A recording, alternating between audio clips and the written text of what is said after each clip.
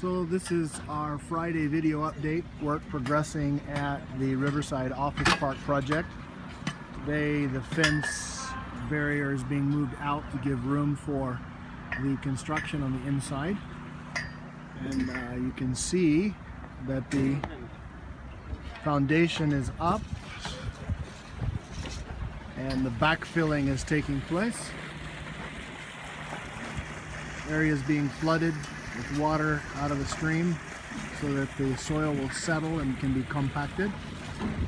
And the other side of the project, just this area in the back still remaining for the foundation walls, and then filling these cavities with the soil, compacting, and then we will be ready for the slab.